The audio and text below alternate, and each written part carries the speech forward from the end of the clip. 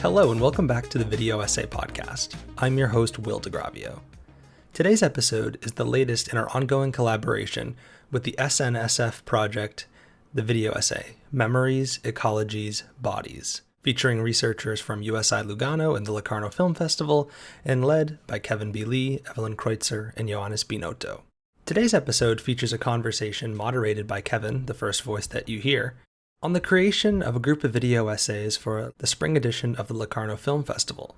Our group of researchers created an original batch of video essays on the films of Alice Diop, who many of you may know from her documentary work and also her first narrative feature film, Saint Omer, which was released in 2022, won awards at the Venice Film Festival, later screened at the New York Film Festival, where I was fortunate enough to see the masterpiece up on the big screen. And this is a really fascinating conversation between a group of video essayists discussing the experience of creating these video essays in under a month, the benefits and challenges of such a constraint, and also the experience of creating video essays to be screened in a venue where the filmmaker herself, and in this case Alice Diop, is present. So this is a really fantastic, again, look into the creative process. And it is recorded on location outside a cinema that is one of the venues for the Locarno Film Festival. So hope you enjoy this conversation as much as I did. And without further ado, here is Kevin introducing the members of his team and the video essayists who had the chance to have a videographic engagement with the work of Alice Diop.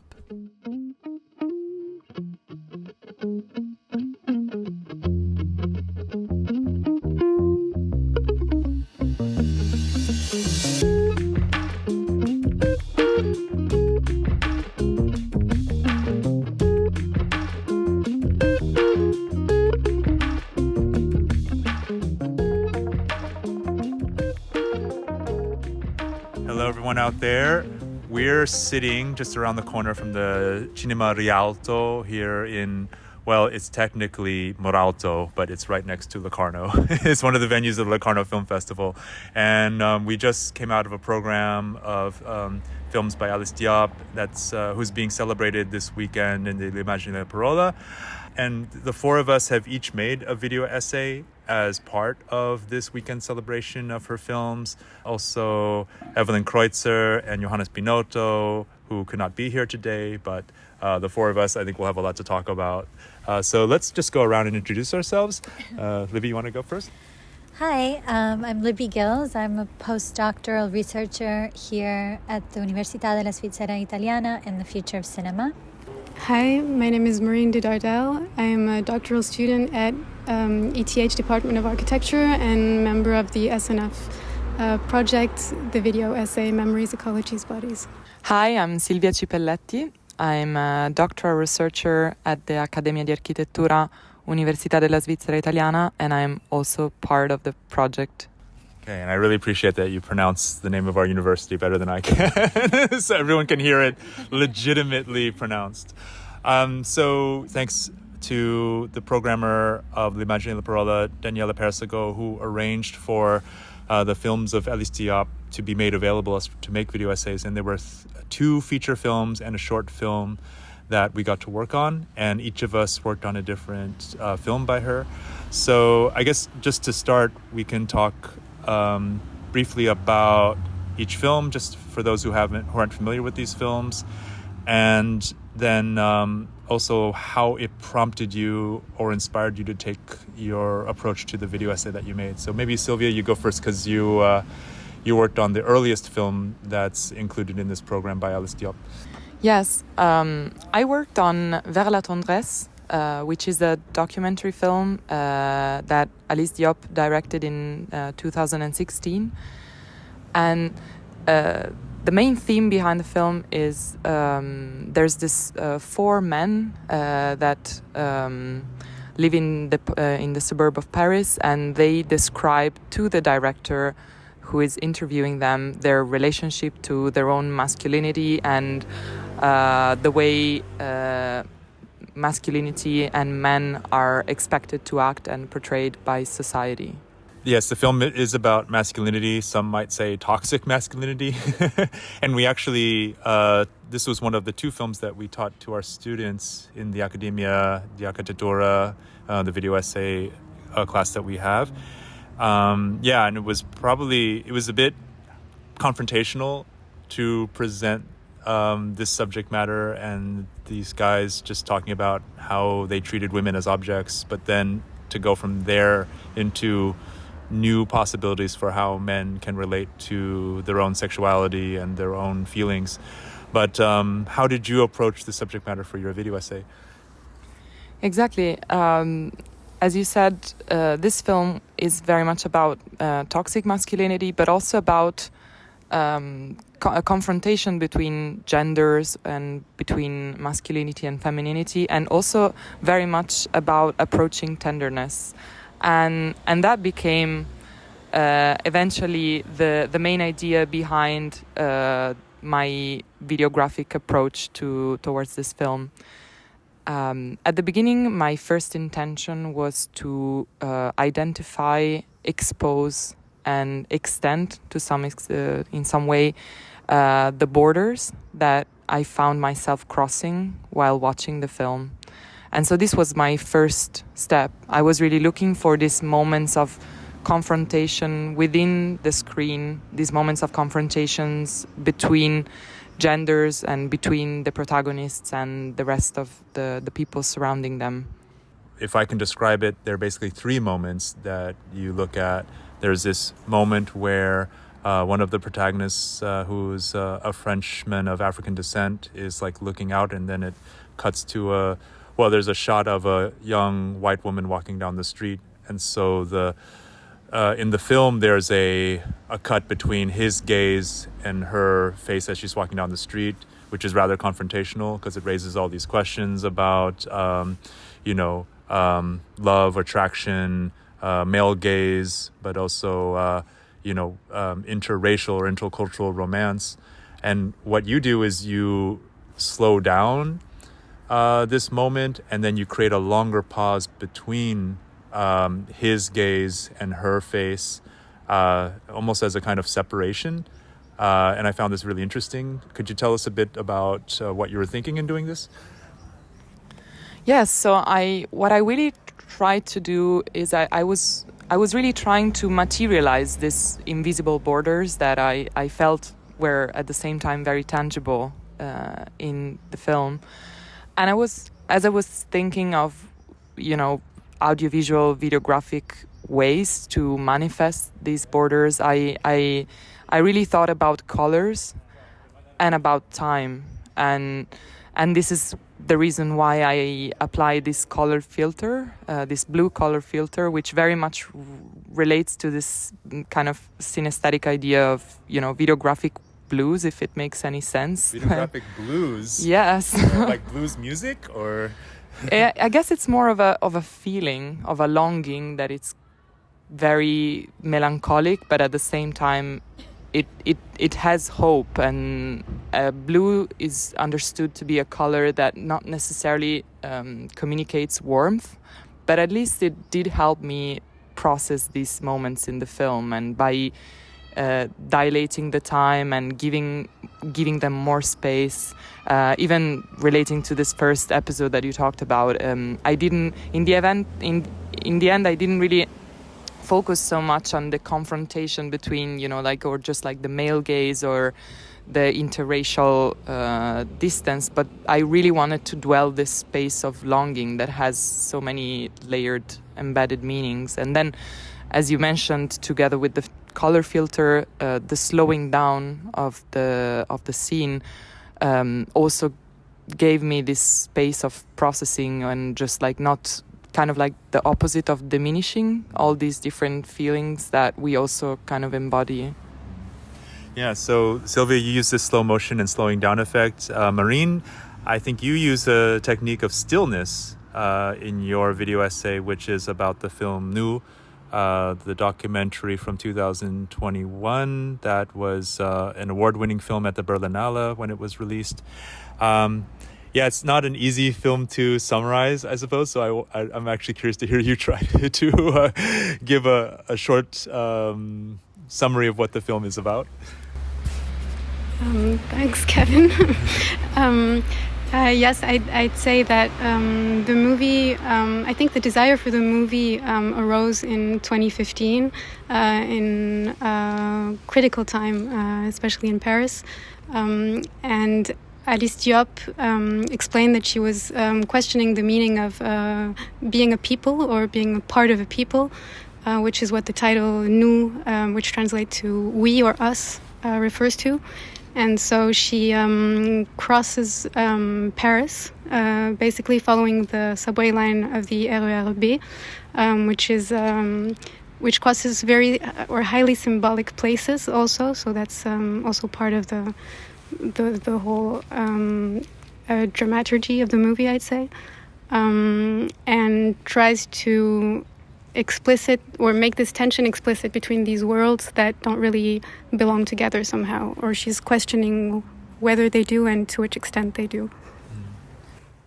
Yeah, and actually I made a video essay as well on this film, which took a really opposite approach as yours, because I was like trying to account for the whole film, which is not easy because it traverses so many different locations and peoples and environments, and you really get a sense of how diverse the landscape of the RER-B is.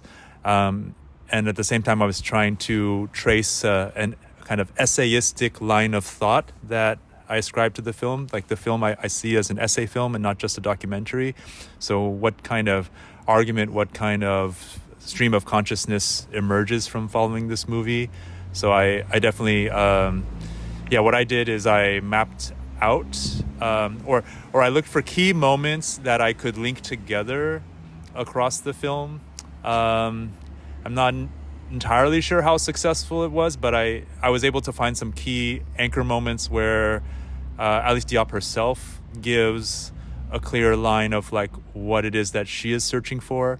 And that's done in one moment where she has a flashback, let's call it a flashback, where she brings up this archival video footage. Yeah, there's this wonderful moment in the middle of the film where she brings archival footage, home video footage of her family, and in this rather melancholy voiceover talks about the images that she wasn't able to capture, images that will never be, and moments that I get as if they never existed except in her memory. And then later in the film, she talks about how her purpose in making films is to make visible those who would not be seen or acknowledged otherwise. And I find this a very moving sentiment, and really informs the types of images and people and lives that she's capturing in the film. I tried to trace the line of thinking across all these different moments in the film, but at the same time, I really appreciate how you were able to find a key moment and a key place to situate yourself within the film. So could you tell us a bit about how you came about to do that? Well, initially I somehow dissected the film and isolated all the different scenes, which was very enlightening, I'd say. And these two frames really stuck out to me, and I wish to bring them together to somehow express. I mean, you were also mentioning the traces, and how Alice Diop herself mentions that she is also probably more afraid of what she won't see on the images than what she will actually find. And in these two frames, the first one is an interior, and it's empty, and it's a rather long scene in the movie. You know that there's movement and something's happening in the background, but you cannot see it. So there is this sense of absence, but also of presence, which evoked the aura to me. And also in this frame, there are many objects and devices or artifacts that really reminded me of the vanitas in the history of art, and each of these artifacts has a highly symbolical meaning. Essentially, suggesting the ephemerity of life, or the passing of things, or such.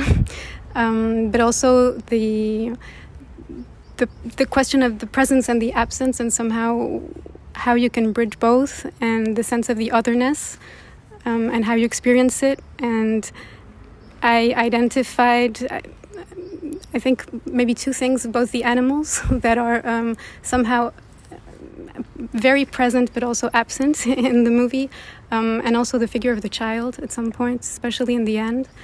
And to me, this kind of becoming animal, or coming of age also of the child, and how he wanders into the forest, expressed this idea quite beautifully of the trace and this otherness. Yeah, and then in terms of kind of tracing a connection between two films, Libby, you had this ambitious, modest, but very inspired way of connecting two films in your video essay, where you combine images from both Saint-Omer, the third film that's in the program, with images and sounds from Vers la Tendresse. But maybe for those who aren't familiar with Saint-Omer, you can introduce that film quite briefly. Sure.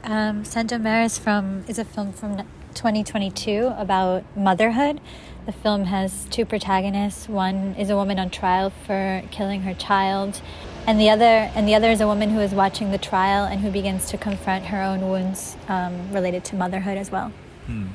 Right. So this film is, on the one hand, specifically connected to this theme of womanhood and motherhood, but you connected it to, this quote by Bell Hooks, which starts the video essay, and then also images of tenderness and love that you found both in Saint-Omer and in Vers la Tendresse. So how did you come up with these different elements and put them together? My video titled All About Love was originally going to be only about Vers la Tendresse, a film where the subject of love is most evident, and I started thinking about a conversation between James Baldwin and Nikki Giovanni from the 1980s, where they talk about the subject of love, or the impossibility of love in Black communities in the United States. However, as I started including images from Saint-Omer in the edit, I realized that love is perhaps also a theme in this film, and I think that's where the video essay started to take shape, when I started to confront these two images and see or discover the similarities between the films through this theme of love. Because you use text, you use music, you use images. How sequentially, how did they come together for you? And also just, looking for specific images, because I think there was you can say a curatorial dimension to it, like that you're looking for images of love, and how do you recognize those moments? Yeah, I started the video essay with the sequence from Vers la Tendresse, this musical sequence at the very end of the film. And then I began looking for similar types of images in Saint-Omer. Making the video essay revealed to me the particular cinematographic language with which Diop films her characters and the people in her films, and realized that there is kind of this approach to filmmaking through what I could call a loving gaze. In this case, specifically present in how to frame and light the characters and give them the space to heal. And I think that by making this space, leaving this space possible for a more loving gaze from the spectator, her films reveal that all people are deserving of love. And that's when I began to think of this book by Bell Hooks, All About Love, which inspired the title for the video essay, where she writes, "Only love can heal the wounds of the past." So in a simple and direct way, by focusing on the images where such a loving gaze is possible, my video essay calls attention to this particular theme in her work. Now, I have to acknowledge that it was a tremendous opportunity that we had to make these video essays. At the same time, there was a tight deadline. I forget how long we had exactly, but it was, I think, less than a month. Yeah. Well, yeah, and I actually said, don't spend too much time on it, because I was just concerned that if you got into too ambitious a concept, it might end up being frustrating to execute under the time constraints that we were working within.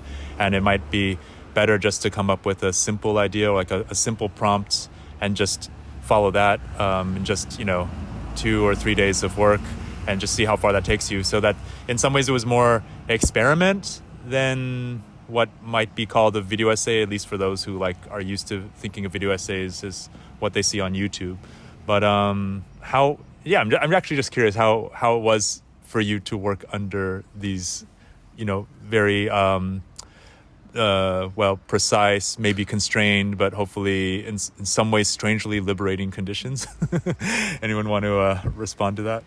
I think as a filmmaker, it's always very useful to have limitations when you're working on a project. So in my case, it was very helpful because it meant that I could not do something extremely ambitious, which would have taken me, into these woods that I may not have come out of. So it was very useful to have those limitations in terms of having the video be from 1 to 3 minutes, to have a few days to work on it, to have these few films to think about, not be able to think about all her work, but specifically these 3 films.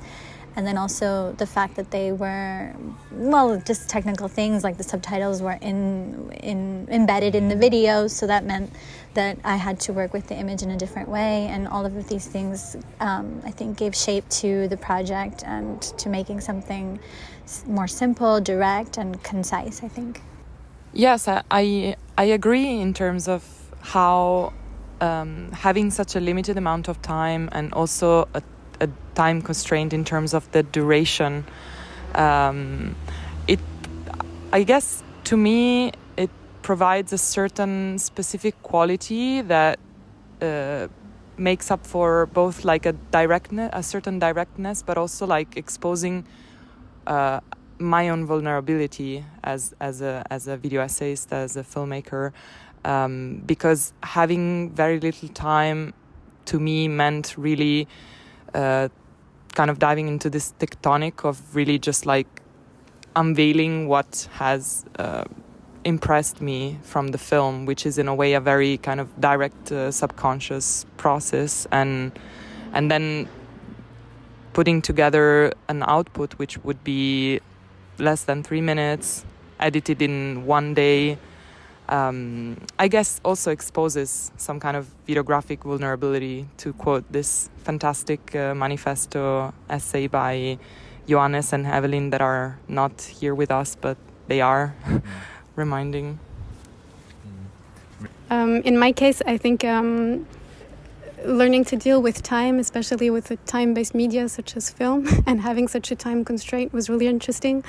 And I was surprised actually to end up working with stills, and only 2 of them, rather than with moving images, especially on with a rather long movie to start with, and one that deals a lot with movement and with space and the vastness of space and time somehow.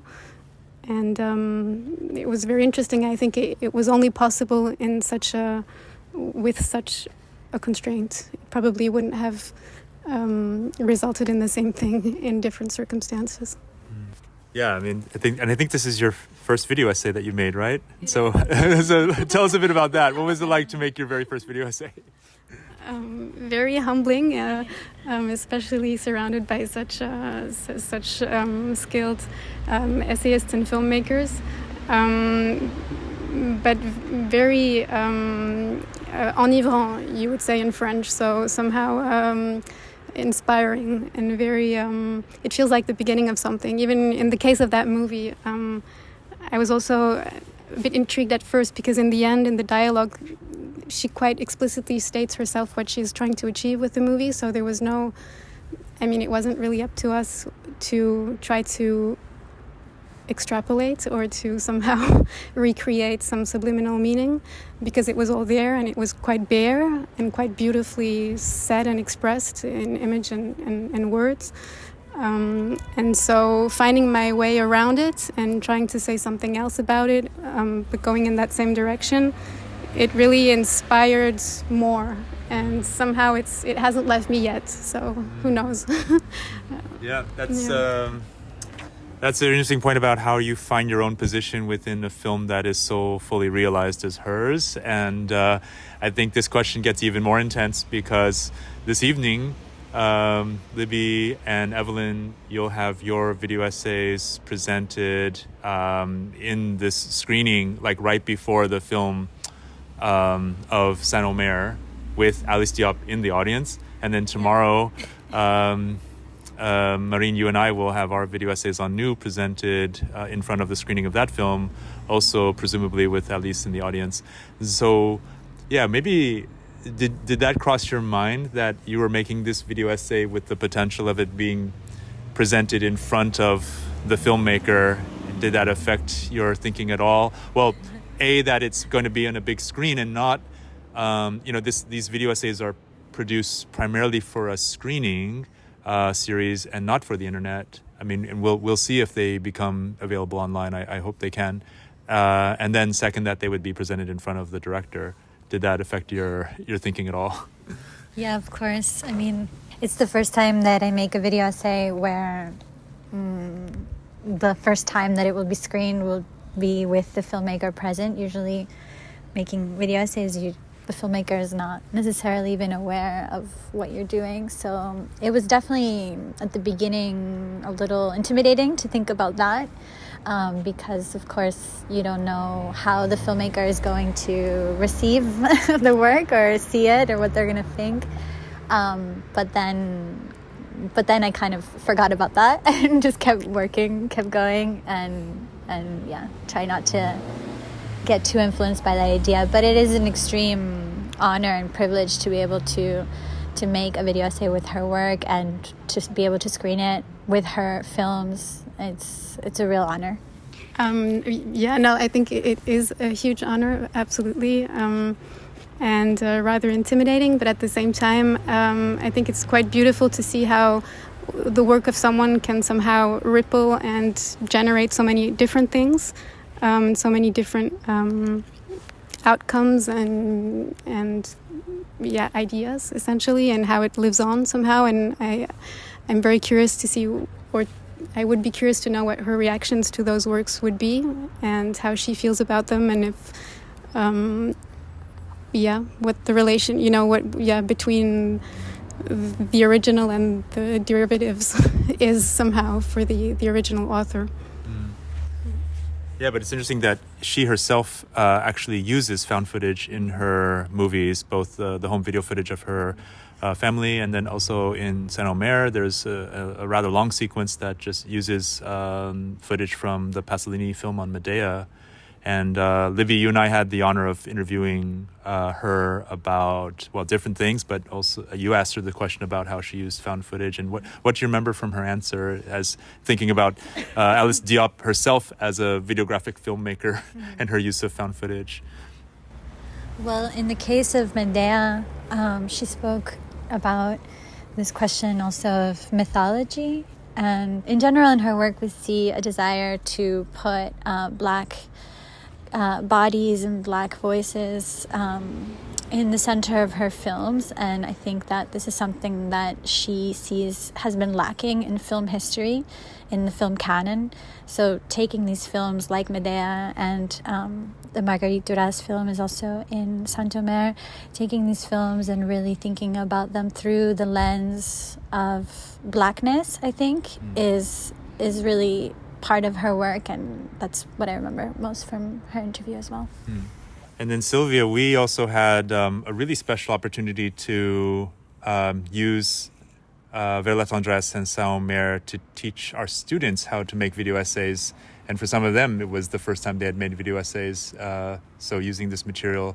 So I'm just curious if you could, there was a lot of work that came out around questions of borders, because our class that we're teaching is borders, boundaries, and ethics of the video essay.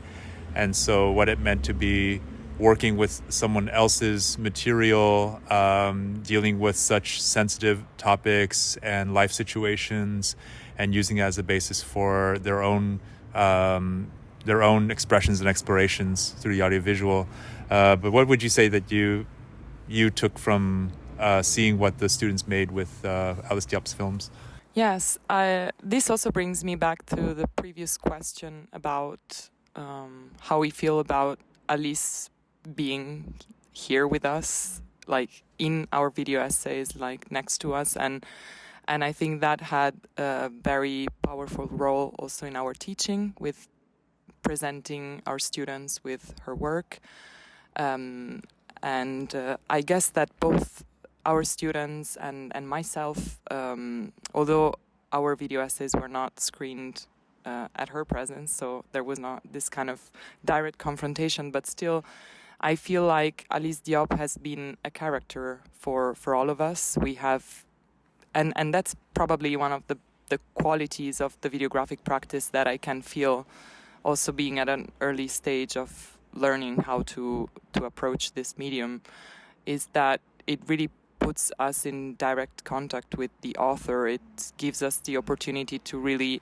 explore them as a character, and in the case of Alice Diop, she has this amazing, modest, strong presence in her films, and I really have to say that our students were extremely sensitive in encountering her, in dialoguing with her, respecting the images that she presented, the people that, as Libby beautifully said, are in the center of the frame, and also they went as far as to put themselves also in the vulnerable position, extremely vulnerable position of filming themselves, and trying to embody these films and relating the content to their own kind of experience and reflecting on their positionality. So I guess this idea of, on the one hand, being in a direct confrontation with the author, with Alice Diop, but at the same time questioning very much one's own positionality and how do we even engage in a dialogue with such a film and such contents. Yeah, but I really appreciate this, that in this case the video essays made us very sensitive to the presence of the author and our relationship to them. I think, yeah, a lot of video essays just kind of take it for granted that they can just do whatever they want with an existing work, and to just be very sensitive to, well, not only the author, but all the people, all the protagonists that are represented in the author's work and their lives. It really creates this, how do you say, more of a, well, let's call it an ecology of relationships and bodies, to really be aware and conscious of how one's work is situated in relation to other bodies and other lives. So yeah, and I don't think every filmmaker is capable of producing this type of sensitivity. So yeah, very much grateful to Alice Diop for her films and for allowing us to have this wonderful opportunity. Anyone want to say any last words? Maybe say something to Alice if you want, in case she's listening. Thank you. Thank you so much. Thank you, Alice. All right. So yeah, it'll be interesting to see what we do for a follow-up. This has been very special, but hey, it's only 3 months into the this 3-year project that we have with the SNSF, so there's plenty of time for other adventures. So let's see what happens next. Looking forward. All right. Well, thanks everyone.